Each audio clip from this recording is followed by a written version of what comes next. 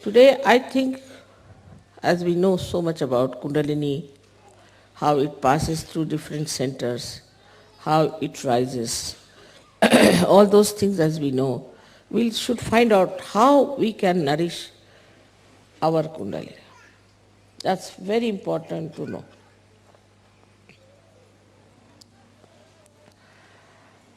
First of all, there's a big difference between you people and other people who got their realization. First big difference is this, that this power you have achieved sahaj, easily. Others had to go to Himalayas, stand in the cold there for days together. So many died, live in the caves, eating fruits, sometimes nothing. Even Buddha's time, they had to use only one piece of cloth to cover their body. And they had to ask for alms in the villages and somehow cook some food and eat it, whether it was cold or hot, no comforts. On the contrary, he taught them that we should give up all our comforts, because you can live without comforts. But none of them got realization, and none of them could do the work of awakening of Kundalini.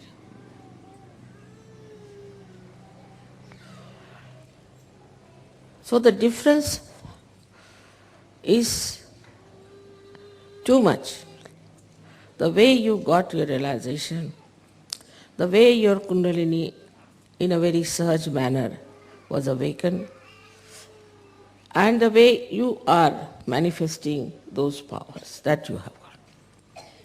For example, you can give realization to others, you can cure others, you can feel the vibrations of others. There are some Sahajogis who can control rain, sun, moon, everything. Sahajogis, some of them, have tremendous powers of prayers. Just by praying, they have saved the lives of many people. And these powers were available to some of them, even to the rishis and great munis on those days. But their powers were not based on love and compassion. This is your special field, because you have to work for the benevolence of the people. Their field was to protect themselves or to destroy. So they developed powers of curses, like sharp. They could curse people. You haven't got that power. You cannot curse anyone. Very nicely, that power I've cancelled.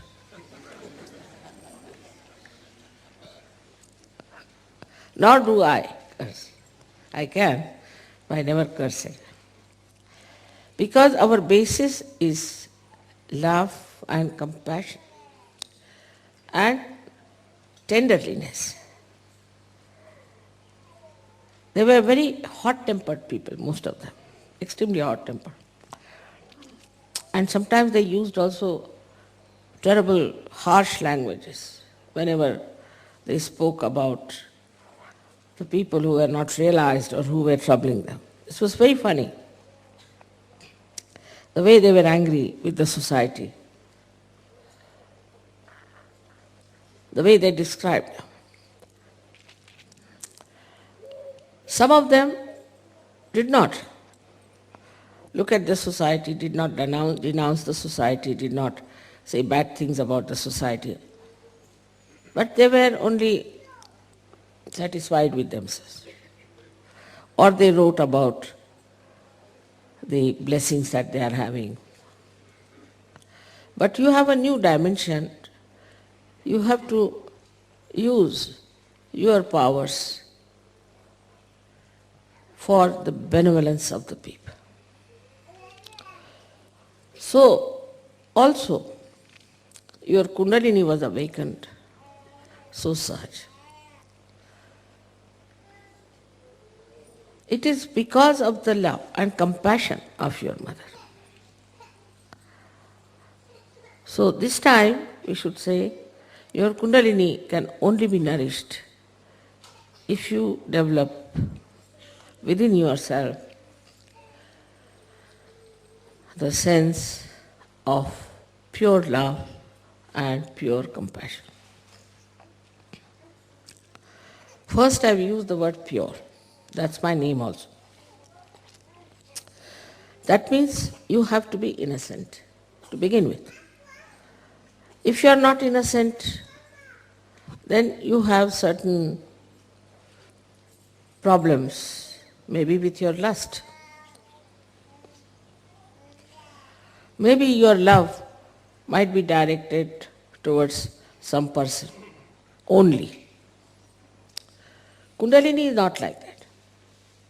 She rises, she goes to all the chakras, she doesn't get involved into any. She tries to cure every chakra, nourish that chakra, and she is only worried about her ascent. In the same way, a Sahajogi should not get involved into any relationship as such. It's possible. You don't have to become like Buddha's disciples. For example, as I have always told you, the sap in the tree rises and goes to various parts of the tree and then evaporates or comes back. So this passage should be kept open. And once this passage is kept open, the Kundalini can rise very easily without any trouble. But this passage can be closed in case you get too much involved into one thing. Because there are some people who get involved, say, in their parents to begin with. All right, in the beginning I know those who come in the beginning to Sahaja Yoga will start saying, Mother, my father's sisters, husbands, these things, that is sick. So will you please cure that person? Very common. They'll write long, long letters describing the relationship and I really lose the connection. Who is this one? Without writing the names, they will give all the connections that they have. These are all artificial connections. Tomorrow some calamity comes on you. These relationships are of no use. On the contrary, you'll find they'll take advantage of it. You cannot depend on these relations of yours, in what family you were born, in what religion you were born, in what country you are born, because now you are a universal being. So you are no more related through these artificial relationships, but you are related through your spiritual relationships. Unless and until we establish that within ourselves. That doesn't mean you give up your husband, give up your wife, give up your children, nothing of the kind. But that means that if we have to give up our conditionings, we have to give up all these things. There are all kinds of conditionings we have. If there are some good conditionings, still we should give up. In the sense, they should not be conditionings, but we should be master of them. For example, Indians have one good conditioning in a way in their own country, that they must have their bath early in the morning. I used to do the same. Then England is horrible for that. It takes its respite. If you do that in England, it's a cursed country. You just can't do that. You have to take your bath in the night, otherwise give up bathing. And one has to change. But if you have that conditioning, then you will feel very sad. Oh, I missed my bath. I can't sleep now. I can't feel all right. I am not normal. It's a good conditioning, but still it is enslaving you. So whether it is good or bad, if it is a conditioning, you should try to see it clearly. It's a conditioning. That doesn't mean that you should go in the opposite direction, that all right, I'll never have my bath. That's not the way. It is that, all right, if it doesn't suit in the morning, I'll have it in the evening. Also, it doesn't matter, once in a while I miss it. The bath cannot control me. I'll control the bath. Nothing should control you. Then the Kundalini moves first, because you must have complete liberty. If you do not have complete liberty, then the Kundalini won't move.